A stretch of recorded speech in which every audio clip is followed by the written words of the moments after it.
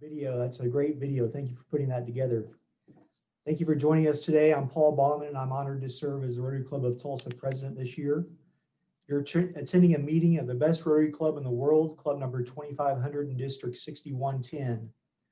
Sometimes encouraging words, words of wisdom, and other simple statements seem to come my way when I least expect them. The other night, I came across a simple and solid statement of truth that, and most unexpectedly, came my way. It's a statement I've probably heard before many times, and it just now struck a chord with me during this time in my life. So I'd like to share it with you today. That statement goes something like this: life is so unnerving for a servant who's not serving. He's not whole without a soul to wait upon. Ah, those good old days when we were useful. Suddenly those good old days are gone. And that statement came from Lumiere from the movie Beauty and the Beast. This statement reminds me of how I felt during this year sometimes. I share it with you today because I'm so grateful that our Rotary Club has continued to give us opportunities, as evidenced by that video we just saw, and outlets to serve others during this time of pandemic, and also serving those around us, even though it's been more difficult this year. This is just one more reason that I am grateful for the Rotary Club of Tulsa, and our generous members that continue to serve others around us. So thank you. Now I'd like to turn it over to our Rotarian of the day, past President Corey Nickerson. Corey, take it away. Thank you, Paul. A couple of quick things. We've got two speakers today. I'm going to introduce one at a time. If you have a question for the speakers, please put it in the chat line and just direct it to everybody. I'll track them through and find it. If your question is specifically for Calvin or specifically for Lori, just say so in the body and we'll get it to them. Calvin Moore serves as president and CEO of Meals on Wheels of Metro Tulsa, Inc., and has worked in the field of organizational advancement and not-for-profit administration for the past 2 decades. Calvin is a certified fundraising professional, a CFRE, and has earned an undergrad degree in political science from the University of Southern Mississippi. He also has a Master of Divinity degree and an MBA from Oral Roberts University. Go Eagles. Yeah. Glad to have you here, Calvin. Calvin has set a bold vision for the future of Meals on Wheels. He launched Goal 2025, which focuses on community engagement, revenue growth, brand awareness, mission vitality, and dramatic expansion of services. Meals on Wheels of Metro Tulsa now boasts one of the largest regional volunteer corps with a crew of 1,324 caring hearts. Over to you, Calvin. Corey, thank you. Thank you so much. And big thank you to all the great Rotarians on this call today and those who are not. And that bio is I guess it's a little dated because that volunteer corps has now expanded, Corey, to more than 3,000 individuals who volunteer throughout the Tulsa Metro, as far north as Owasso and as far south as Glenpool, east all of Broken Arrow and Coweta, and then of course places out west, Sand Springs and Sapulpa. And I'm really proud and happy to report that we've just expanded services to Sapulpa. This will be our 7th month of doing full service out there. So thank you very much for that generous introduction. And a great segue into talking about the organization that I love so much. And this year, Meals on Wheels is going to celebrate more than 50 years of delivering nutritious meals and caring contacts and essential services to homebound seniors and others, again, throughout the Tulsa Metro. I want to communicate that our main purpose for existing is to really make sure that no senior or person struggling with an impediment to daily living is left alone to battle hunger, isolation, and loneliness and depression by themselves. And that kind of sums up both our mission and vision in a short paragraph. The Senior Home Meal Delivery Program is really our flagship program. Meals are delivered, caring contacts are made, wellness checks are made, And then our case management staff, also known as care navigators, follow up with our clients to make sure that if there is an issue that has been identified, that those issues are taken care of, squared away, whether it be a trip impediment, whether it be an issue with their home, whether it be an issue with additional services that they need to remain independent. We're going to be there to help them to navigate those waters. And I think it's extremely important, not only for the client and for their families, because it certainly contributes to everyone's peace of mind in that family. But I think the community can be really proud of the work that Meals on Wheels does, because it knits the community back together and allows that person to remain independent and in their home and out of an assisted living facility. No one wants to go into an assisted living facility or a long-term care facility when that can be avoided. And whenever I think about this, I think about the importance of nutrition, because whenever you talk about Meals on Wheels, nutrition is the first thing that everyone thinks about. And of course, that's our bread and butter. That's mainly what we do, but we do it so that we can keep that person independent and in their homes. And so if while we are delivering a meal, we see something else that might be an issue or might cause them to lose that independence, then we want to make sure that we're taking proactive measures to counter that and to deal with those issues. And I think that's the real value proposition of Meals on Wheels. And carrying contacts. I'll talk a little bit about that because it's so important, so central to our mission. If a person is living alone, they may be doing great health-wise, their home may be intact, but if they're lonely, if they feel isolated, if they feel depressed, then that's certainly not the quality of life that we are shooting for. And so we want to make sure that we're taking steps to address those as well. And it's so important. That's why we maintain a very strong volunteer base. We could go out and pay drivers like we're being forced to do now because of COVID, but that's not our regular mission thrust. Our mission thrust is to make sure that our volunteer corps is interacting daily with our clients, with those we serve, to make sure that they're getting the natural human person-to-person contact that we all need to thrive and be strong in our own environment. And the great thing about that is not only is it an accrued benefit to the clients we serve, it's an accrued benefit to those who are doing the serving. Just as Paul mentioned earlier, when you serve others, you're the one who is really blessed. You're the one who is really fulfilled. And there's no exception when it comes to our Meals on Wheels volunteers. They will all tell you to a person that I get so much more out of my service with Meals on Wheels than our client can any day. And so it's with great pleasure that I tell you that the 50th year has probably brought some of the greatest news that we've ever kind of received as an organization. When I first came on 6 years ago, we were raising about $1 million to kind of sustain our mission. We have 5 full-time administrative employees. And today we'll raise well over $6 million per year for operations alone. We have more than 25 employees now that are deployed to protect and take care of seniors and others we serve.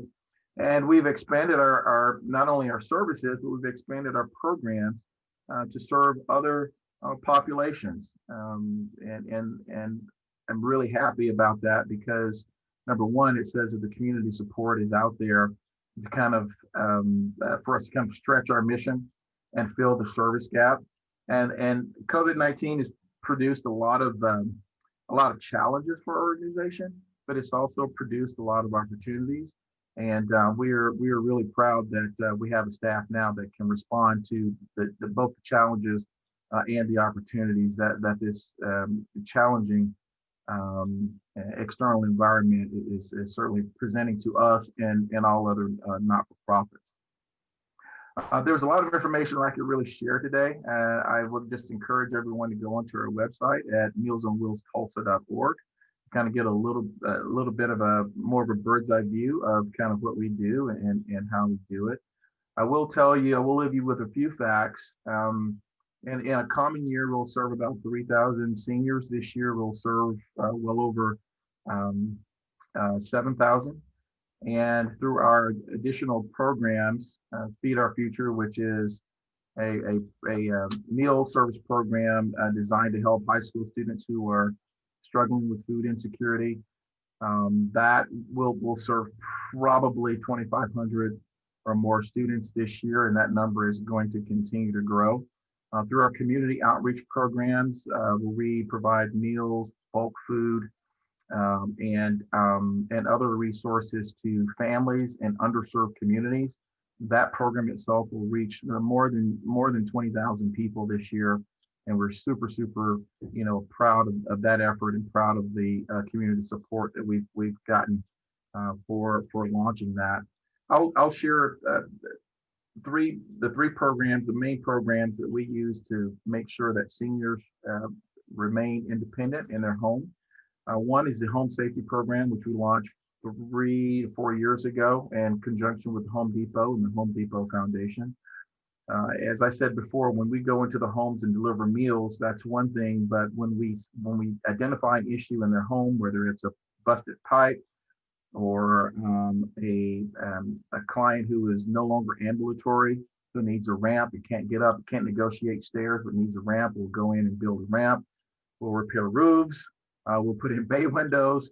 We'll put in grab bars for the shower. We'll remove trip impediments, and we will change light bulbs, which is really, really important. You might think, well, wow, why does somebody need a light bulb change? Well, if you're frail and you're living alone, getting up on a 2-step ladder to change a light bulb is a life or death proposition. We all know that the incidences with falls can be catastrophic, and the outcome is almost never good. A person is left in worse shape than what they started out with. So those are really important things to mind, and someone has to do it, and our volunteers and our staff are out there doing those little bitty things that contribute to a person's safety and independence. That's what we really want to focus on. We want to focus on those things in the margins that keep people safer in their homes. And that's been a wonderful program. Home Depot has been a great partner with us. The local stores here give us their time, their talent. They allow their employees to take time off. We actually construct some of these ramps and do some of these other projects right in the store or right in the parking lot of Home Depot, and then we go out and actually place or install that ramp later on at the individual client's home, and it's a great program. We've already talked a little bit about care navigation and case management. I think the one thing that I will point out there is that we've launched what we call a More Than a Meal app this last year, where individual volunteers or staff members carry a handheld, whether that's their phone or whether that's a handheld that we've assigned to them. And as they are interacting with the client, they can actually, in real time, make notations on that handheld, which get reported right back to our care navigation team. And then that care navigation team can follow up immediately with that client. Of course, if there's an emergency or something going on there, our drivers, our volunteers will render aid and stay there as long as needed to assist first responders. So a great program there. One other program I'll mention is the PAWS program. The Pets Assisting Wellness in Seniors program is really important because at Meals on Wheels, we really value relationships, and we really understand that when you live alone, having a relationship of any kind is extremely important. And so we encourage our clients to care for pets if they need to, or if they want to, but we don't want them feeding their Meals on Wheels meal to their pets. And just as adults will protect kids from food insecurity, Seniors who live alone and are frail will protect their pets from food insecurity as well by any means necessary. And so we partnered with Banfield Charitable Trust, which is a pet charity, as well as Southern Ag and other pet stores to make sure that we have a big stock of pet food. We'll feed up to 2 pets per household, per client actually, and to make sure that those pets are taken care of, that human food stays with the humans and pet food stays with the pets. So there's a ton more of information that I could share with you, but I want to be respectful of your time, and pause here for any questions that someone might have. I think what we're going to do, Calvin, is we're going to have questions after Lori finishes her talk as well. So okay, sounds good. Thank you so much, my friend. That's wonderful. They're incredible programs. Thank you. Thank you for your time here. We'll be back with you in just a second. Lori Long is the Chief Executive Officer of the Community Food Bank of Eastern Oklahoma, whose mission is feeding the hungry of Eastern Oklahoma. She holds a Master's of Human Relations from the University of Oklahoma and received her certified fundraising executive credentials in 2005. Lori leads a team of 80 employees and works with a network of 750 plus partner agencies. Unless this is outdated, so Lori, you can bump it up if you want to. And program collaboratives to engage our communities in ending hunger. The food bank serves 24 counties in Eastern Oklahoma. It was founded in 1981 as a project through Neighbor for Neighbor. The food bank began with a small donated warehouse and only 25 partner programs. In fiscal year 2018, the food bank distributed more than 29.1 million pounds of food. I did a quick calculation earlier today. That's 80,000 pounds of food a day. That's 40 tons of food moving. That's half a boxcar of food moving on a daily basis. Lori, it's over to you. Great. Thank you, Corey. I sure appreciate that warm introduction. And it is such an honor to be here with the Rotary Club of Tulsa. I see so many familiar names and faces, and it's just wonderful to see all of you, even if it's through a screen today. Corey, I had a PowerPoint that I was wanting to share. Were you able to share that on the screen?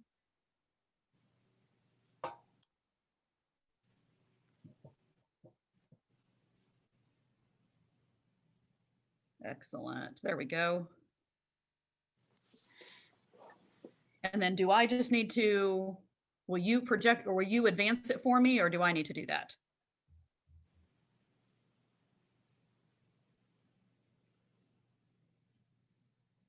Oh, Corey, I think you're on mute. Well, I keep trying to do the temporary unmute, which is this one, and that's not working. I think Tina will advance it for you as you need her to. As I need to. Okay, sounds great. Sounds great. Thank you so much. Okay, those technical glitches here. So as Corey said in the introduction, the Tulsa Community Food Bank, we were originally founded in 1981 as a project through Neighbor for Neighbor. In 1985 is when we purchased and renovated our very first warehouse.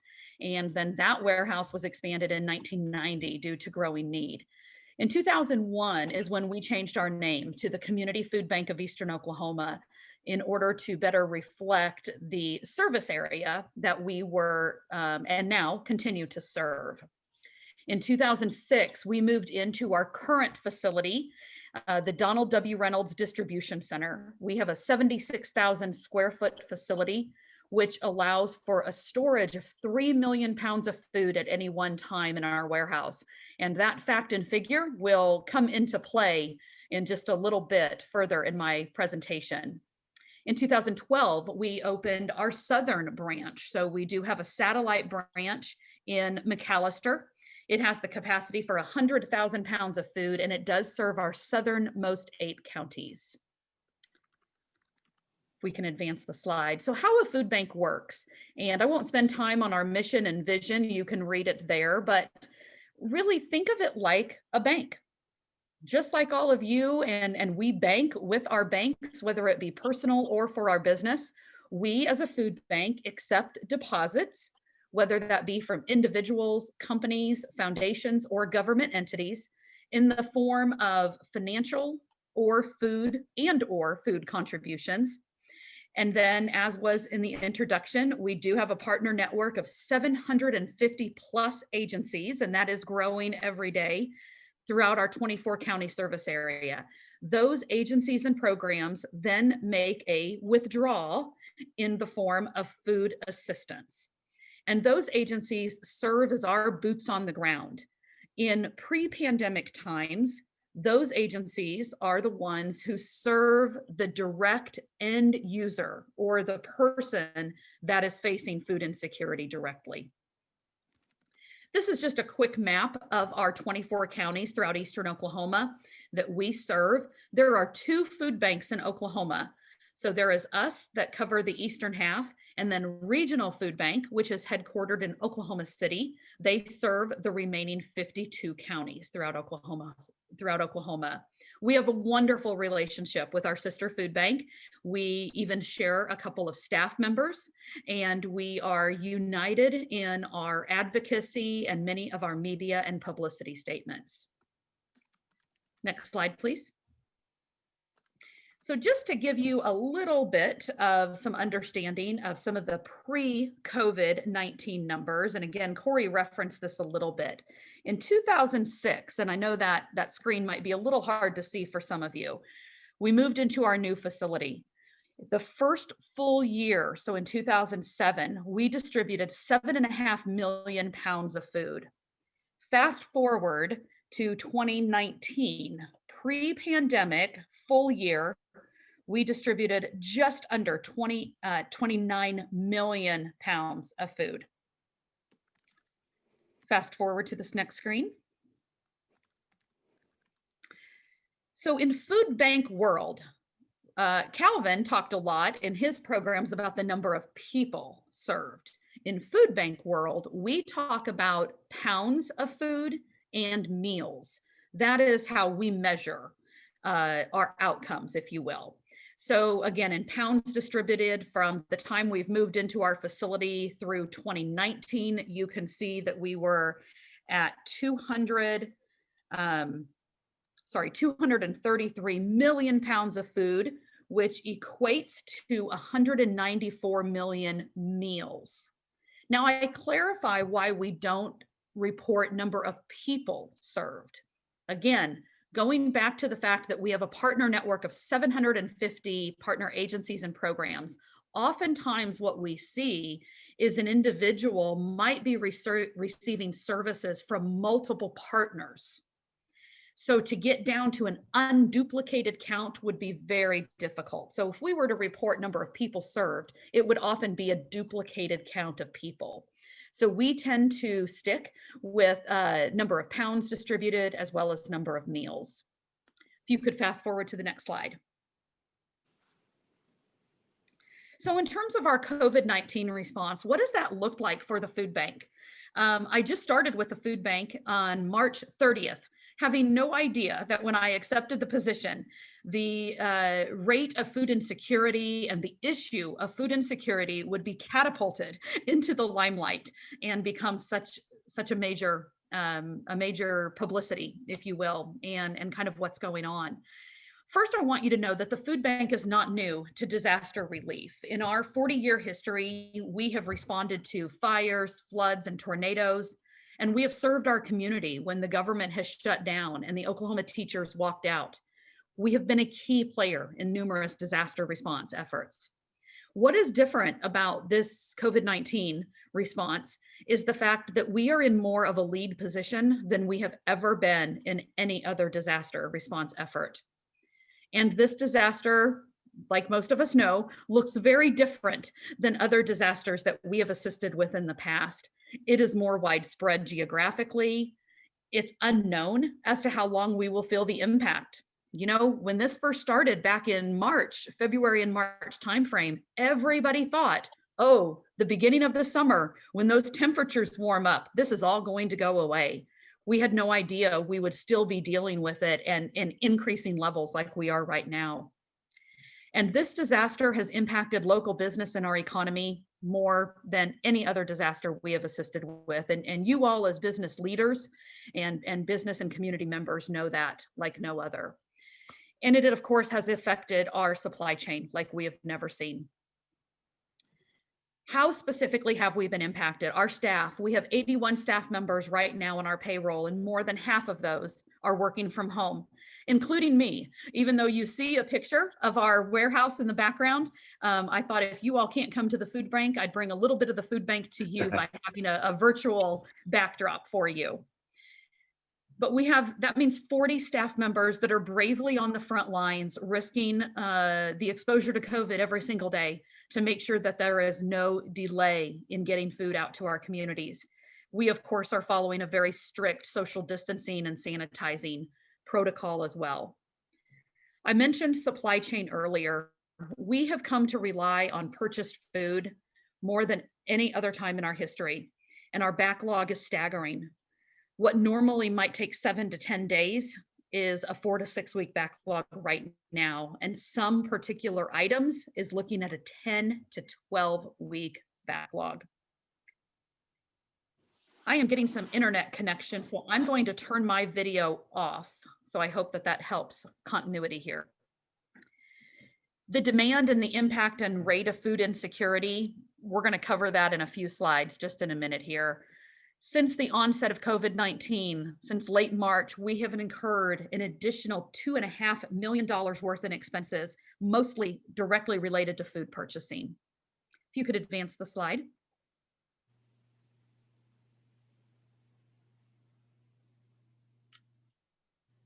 Oh, there we go. So let's look a little bit at nationwide impact. We are a member of Feeding America, which is the nation's leading domestic hunger relief charity, and they operate a network of 200 food banks across the United States. We are a part of that. Feeding America announced that in March and April of this year, the first 2 months of the pandemic, 1 billion pounds of food was distributed through those 200 food banks. That compares to the same network in the entire previous year, distributing 4 billion pounds of food. So just in those 2 months, we were already at 25% of what we were in the previous year altogether. One of the benefits of being a part of Feeding America is the opportunity to order food in pre-packaged boxes. Pre-COVID, they had regular orders in their system at about $5 million. That was not uncommon. Just recently, we went in to order prepackaged food boxes, and there was $60 million worth of orders in their system. A recent study by Feeding America, that's one of the benefits, is to have very up-to-date data and be able to project, is saying that food insecurity rates during COVID-19 could reach a staggering 1 in 3 adults and 1 of every 2 children. And this, of course, does project state by state. So if we could go to the next slide, I will start talking about local impact.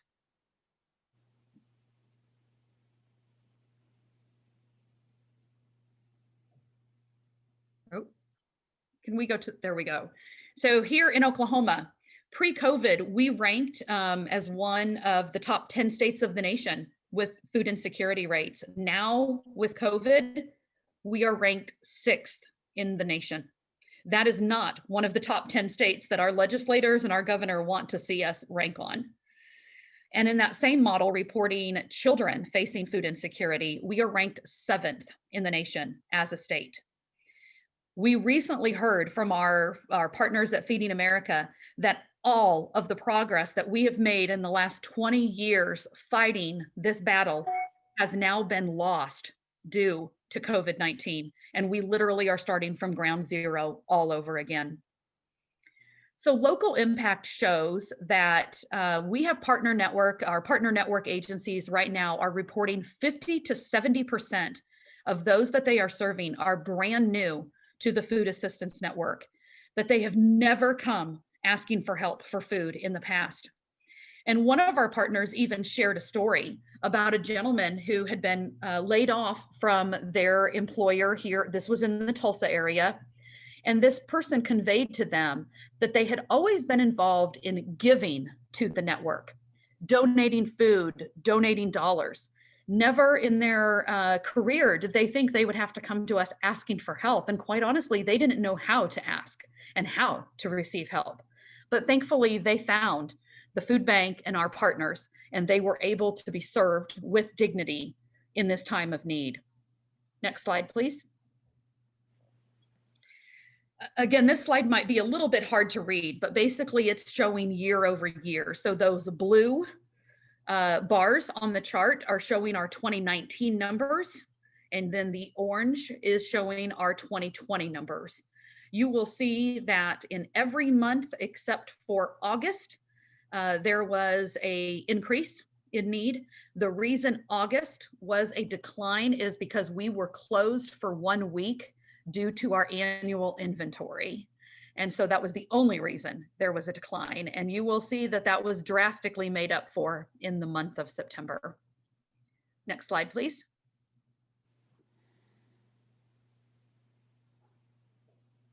So the future of food insecurity, what does it look like for us? We don't have a crystal ball to predict, but thankfully there are some models available to us. And one of those models that we look at is looking at our unemployment and how does unemployment relate to food insecurity. In a worst case scenario, it is usually double. So if you would go to the next slide, the current rates of unemployment, we believe, are actually showing very low. September unemployment rates in Oklahoma showed 5.3. The average for our 24 county service area was 5.5. Oh, and my apologies, there is a typo in that third bullet point. The highest county with unemployment in Oklahoma is Latimer County at 9.2%, and Latimer County is in our service area. And so then we've got, of course, Tulsa County at 5.5. Why we believe these to be low is we believe that many people are underemployed at this time, that they have taken jobs that are much less of a wage or a rate of pay than they had pre-pandemic. And so that has eliminated them from unemployment, but that they are still underemployed. And the reason we say this is because even though we have had a drop in unemployment rates, our needs and the demand on our pantries and our food bank has continued to increase. So that is why we believe typically we would see a correlation that they would be dropping at the same time.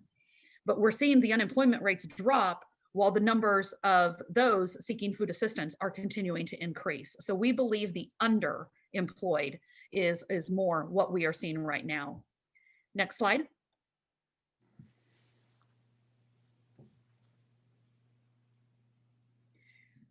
In closing, we have had incredible generosity from Tulsa and the surrounding areas. We have a solid cash position, and we have been able to stagger our food orders in order to continue meeting the continued demand. We are so proud to say that not only have we maintained our entire staff at full capacity, we have been able to continue filling open positions and even have had 2 new positions that we have brought into our staffing structure. Our first priority continues to remain those 750 plus partner agencies and programs. But in addition to that, we have formed some very creative and unique partnerships to respond to the community needs. Third, we have hosted numerous contactless distributions right on site at the food bank. We serve more than 500 families each and every month through a drive-through distribution model. And we are providing them with over 60 pounds each time they come through of shelf-stable product, fresh produce, and frozen meals. We are well positioned to continue our efforts and be a lead in this disaster response. And our catchphrase right now is that we are planning for the marathon and not the sprint. The final slide has my contact information and our website. Like Calvin, I would encourage you to stay in touch with us. Follow us on Facebook and Instagram. And at this time, I will turn it back over to Corey and we can field any questions. All right. We had a question that Calvin went ahead and answered in the chat screen, but Calvin, would you just go ahead and highlight that a little bit. The question was, how do you coordinate with other agencies that have similar objectives? Sure, Chuck. Thank you for the question, and I'll just keep my answer relatively short, and we can follow up if we need to. But partnerships are really the lifeblood of our organization. We mostly partner on the service side. For example, we work with TPS to kind of fill their gaps in service to students, as well as other organizations. We're beginning to partner with Morton Health to ensure their clients are able to take advantage of their services and vice versa. And if you're asking about partnerships between organizations like the food bank, we actually partner together in community outreaches. Bulk food distribution is not necessarily in our wheelhouse, but we've all had to kind of level up to serve underserved communities in distress. And with Lori and her great leadership and great team that she is out there have been able to help us in that. We've also used our own independent distribution network and supply and logistics chain to make sure that we can kind of maintain the cost, contract cost for all the food that we bring in. So we haven't seen any big upswings in terms of price and have been relatively stable in terms of being able to get food in and then out to our distribution network. Great. Thank you, Calvin. This is a question that probably you could both answer. Lori, will let you go first, and then Calvin, if you'll do a follow-up. The question is, how do the organizations find their clients? Do they have certain criteria that clients have to meet in order to receive help? Sure. So from the food bank's perspective, the majority of our clients, again, come through those partner agencies and networks. And each of those individual agencies will have their own criteria in terms of who they serve and what requirements the clients have to have. Most of our partners, food assistance is simply one piece of their service model. Many of them are basic needs organizations that may also be providing clothing, job training, job placement, maybe even medical or dental services, as utility assistance, rent assistance, that sort of thing. So each of them will have their own criteria and eligibility requirements. In terms of how they find their clients, I would venture to guess most of that is, again, word of mouth and doing a lot of things that most of us as nonprofits do, which is various forms of marketing and PR, being involved in many of our community, resource fairs and employee resource fairs, things of that nature. And I'm sure there's a wide array of other opportunities as well. Calvin, if you could just give us a quick, short answer to that. We're running out of time here. Absolutely. Well, for the most part, seniors are bread and butter, but really we don't have any age restriction or age threshold that you have to meet for service. The only thing you have to be dealing with is one or more impediments to daily living and have some kind of restriction on your mobility. So be somewhat homebound. But in the age of COVID, where so many people are quarantining, having to stay home or stay in place, we've kind of relaxed those requirements and basically we'll serve whoever needs our service. So we have clients as young as 32 who have been in some kind of accident and may only need the service for 6 months or so, but we serve them as well. And those referrals come to us from family members on the website, individuals themselves, church members, or our volunteer corps who's out there interacting with the community all the time. They will often refer clients to us as well. Great. Well, Lori and Calvin, both of you, thank you so much for your time with us today. We're all thinking about you both in this time frame. There's a lot going on out there, and we appreciate what you're doing in the front lines. President Paul, back to you. Thank you, Corey. Thank you both, Calvin and Lori, for taking time to share with us today about your essential organizations and what they're doing during this time and the important work they continue to perform. We appreciate you taking time to do that today. Now I want to turn it over to Jerry Dillon for an inspirational moment. Jerry, are you there?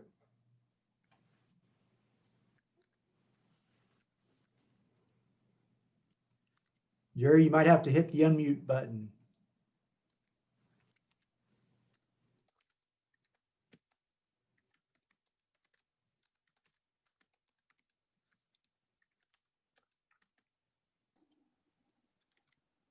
Can you hear me now?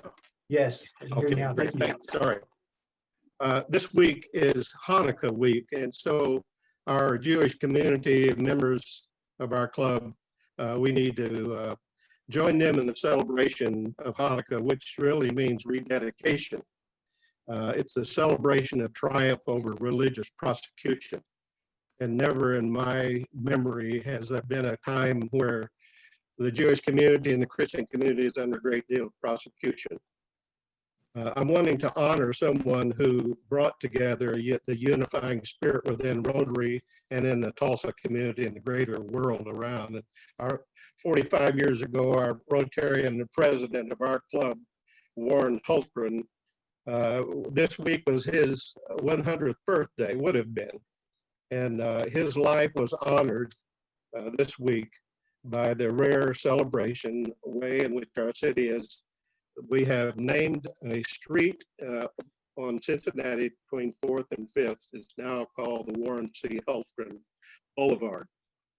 Warren was a friend to many, as Rabbi Charles Sherman said. He said that Hultgren, as former president of the Tulsa chapter of the National Conference of Christians and Jews, was a loyal friend to the Jewish community. He knew much more Yiddish than I did, he said, and I don't know another Baptist minister in the world whom I can say that. Hultgren did more than 3,500 funerals, many of whom were not members of his church and included everyone from community leaders to bootleggers. He spoke to thousands, but also made visits to hospitals all day, every Saturday. And he said, that's when people need you the most. He was well known in our club and everywhere he went, whether he was walking down the street and seeing anyone, was his laughter and his contagious smile. So he was known for his sense of humor. During a sermon in 1976, I was in the choir behind him, and a lady came down the aisle during his sermon, a very large woman dressed in a red dress and a hat, and she was brandishing a pistol as she came up the steps towards Hultgren and announced that God had told her to preach. Certain men came up and tackled the woman, grabbed the gun, and Hultgren said to his stunned congregation, "Now, where was I before I was so rudely interrupted?" He then urged his congregation to be sympathetic to people with mental problems.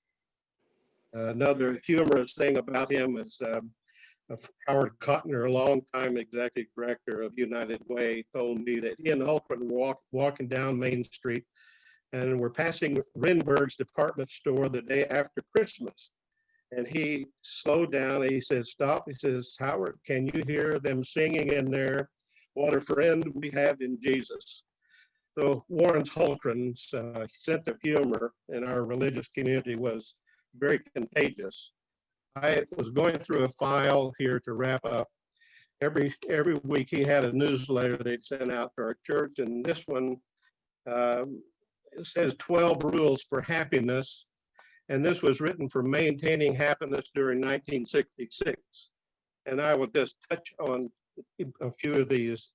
Live a simple life, spend less than you earn, think constructively, cultivate a yielding disposition, be grateful, rule your moods, give generously, work with the right motives, be interested in others, live in a day-tight compartment, have a hobby, and keep close to God. And then at the very end, he always has, I smiled at this, and it says, a wife on her wedding anniversary said warmly and affectionately to her husband, "Will you love me when I am old and gray?" And the husband tenderly replied, he said, "Why not?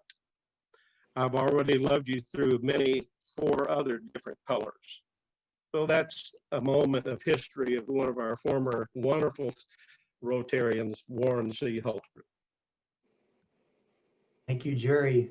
Appreciate you sharing that inspirational moment about our past president, Warren Hultgren. Now I'll turn it over to Chuck Wilson, another past president, with a new member introduction. Chuck?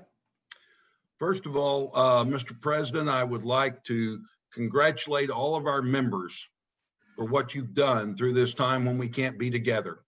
And we just continue to make a difference in our community. I'm just so proud to be a Rotarian. I am very pleased to introduce to you today, and I believe she's on our call, Holly Hubbs. Holly, are you there? Yes, I am. Thank you, Chuck. Oh, there she is. There she is. Good. Holly is the Senior Procurement Analyst for Magellan Midstream Partners. And you know, she did such an excellent job of explaining on her application why she wanted to be a Rotarian. So I'm going to, Holly, use your words instead of mine to introduce you. Okay. Last year, I started working with Big Brothers and Big Sisters, and I met my little sister, Tanari. She is 10 years old, and due to the virus, we haven't seen each other much since March, but I'm looking forward to meeting with her again. I hope that I'm providing her with new experiences and perspectives to give her more tools for succeeding in life. In 2019, I was able to work with my miniature Schnauzer to train and certify him as a therapy dog. We went to assisted living and memory care facilities and just started going to the Children's Hospital when that was put on hold due to the virus. I love that our visits brought a few minutes of joy to those we saw. As a dog lover, I can identify with that feeling. I would like to be a Rotarian because I know that Rotary is involved in so many projects that will enable me to do more for my home of Tulsa and to meet other people who are investing in Tulsa. I know that I'm providing a benefit in the groups I'm currently involved in, but by being part of an organization, we can pool resources and have more impact. There are certainly many needs that I am not aware of. Said just like a true Rotarian. Referral to the Rotary is largely my father, and many of you may remember David Hubbs. He was a member of the Southside Rotary Club and was president at some point in the 90s. At the time, his club was for men only, but he brought me with him to some of the meetings. And now they have women, by the way, Holly. He speaks very highly of being a Rotarian and the friends and professional relationships that he made. I am told that I am a Paul Harris Fellow, so you're already off the correct start. Recently, a friend introduced me to Stephanie Cameron. Thank you, Stephanie. We spoke on the phone and she told me how the club works now, and she invited me to sit in on some Zoom meetings. I enjoyed the group and listening to Joe Kelly. Holly, you are already a fast start Rotarian, and we are so proud to have you in our club. Thank you, Chuck. I really look forward to having meetings in person and meeting everyone and being able to get more involved next year. Great. Thank you. Mr. President. Thank you. Chuck. Welcome, Holly, and I surely hope that you enjoy your membership in our fine club as much as I've enjoyed mine. Thank you, Paul. Thank you. We're glad to have you. Now it's Sarge time. I'll turn it over to our Sarge, Carl Vincent. Sarge. President Paul, holy cow. Here we are, the last Rotary meeting of the year. And you put me after people like Corey Nickerson and Jerry Dillon and Chuck Wilson. You want to talk about feeling inadequate? Boy. Anyway, folks, we're glad that you're here. Welcome to almost 2021.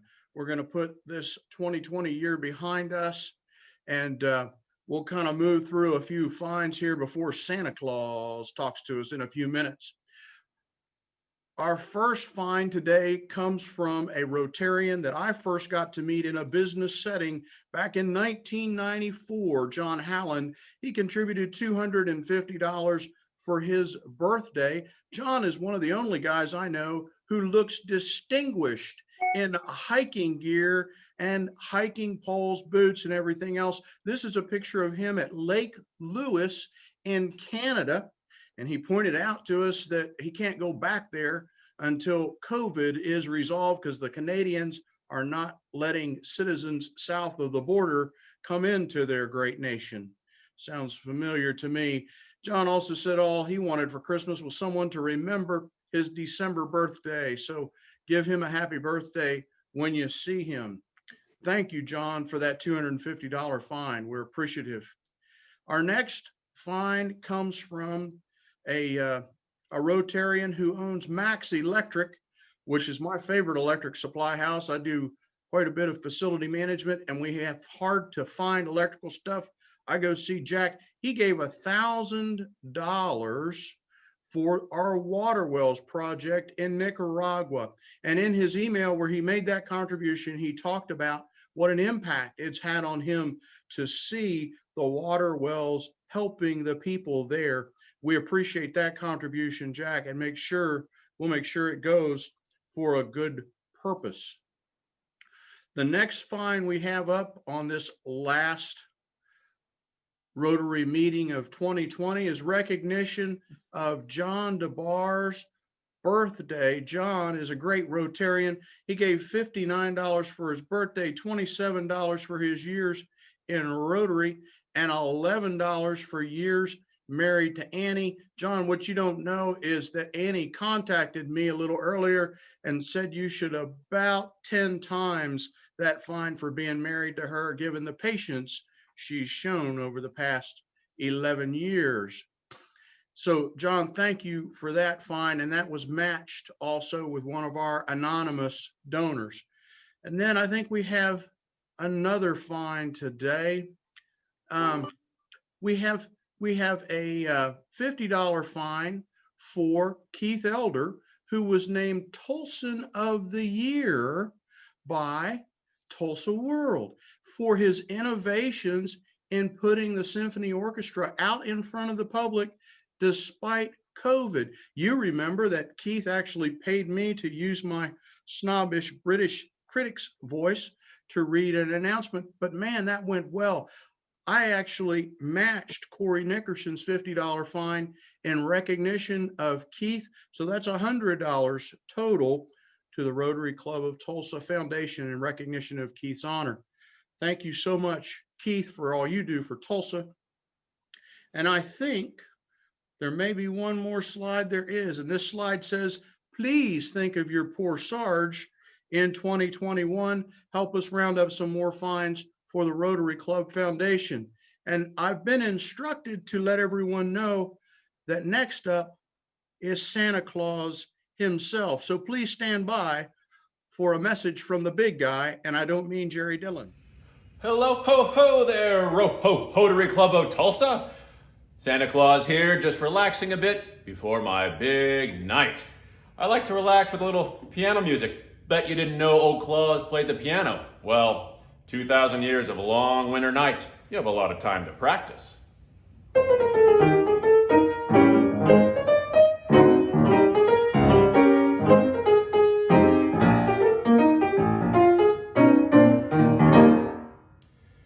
You know, I think I do have the best manners of anyone I know.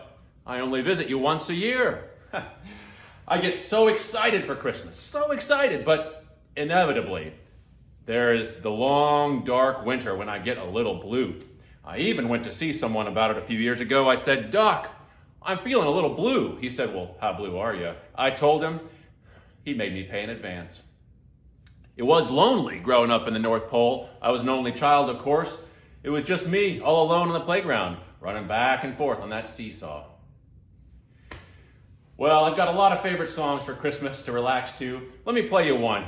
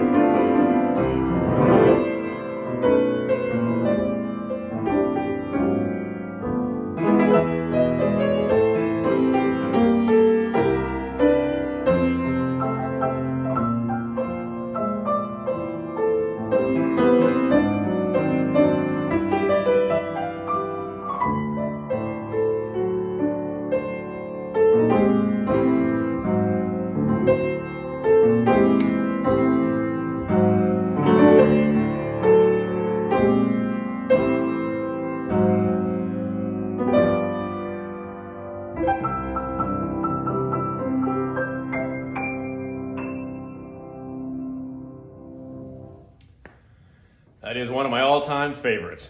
Free advice time from Santa Claus. If you're thinking about getting those matching pajamas from everyone from daddy on to doggy, don't do it. It just scares the dog. I don't want to make you self-conscious about it or anything. I mean, I live with a bunch of elf-conscious elves. They're so elf-conscious about their height. And frankly, I'm a little bit self-conscious about my girth. I mean, the profundity of my rotundity. I mean, when I get my boots shined, I do have to take their word for it. At least when you're Santa Claus, overeating is not so much a sin as a character development. Well, we don't want to be too skinny now, do we? No, we should avoid that like the plague. Turns out I should probably stop saying that. I guess people really don't. There's so many great Christmas songs. What's another one?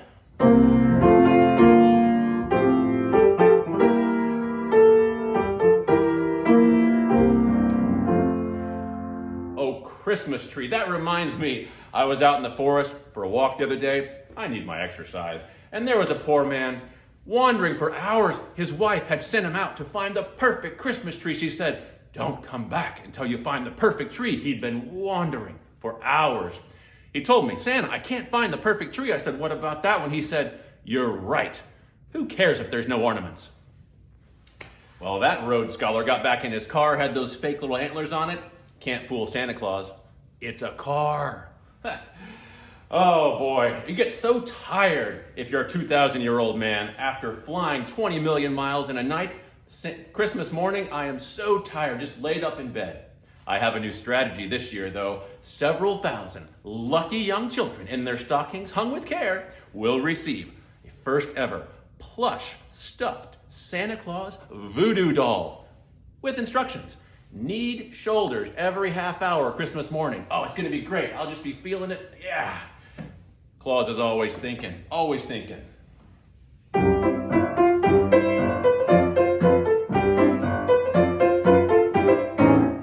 You know, there's a lot of great Christmas songs. Sometimes when a kid gets on my lap, he'll say, "Claus, what's your favorite Christmas song?" And I usually say, "Kid, jump to the part about the presents. We got to keep this line moving." But really, he ought to ask, what's your least favorite Christmas song? Because there are some real stinkers out there. For example, the Chipmunk song, "Christmas, Christmas time is here." Terrible. Little known fact, every time you sing the Chipmunk song, an elf dies in the North Pole. What's another stinker? I tell you, here's a good one. "Grandma got run over by a reindeer." That happened one time. One time. What was Grandma doing on the roof? Contributory negligence, I tell you. There's a few other terrible Christmas songs. Oh, how about this one?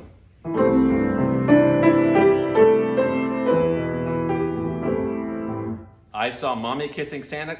That happened okay, a small non-zero number of times. But you don't have to worry about anything in Oklahoma. Santa Claus knows his open carry, stand your ground states. No. Drop the presents, keep it moving. Drop the presents, keep it moving.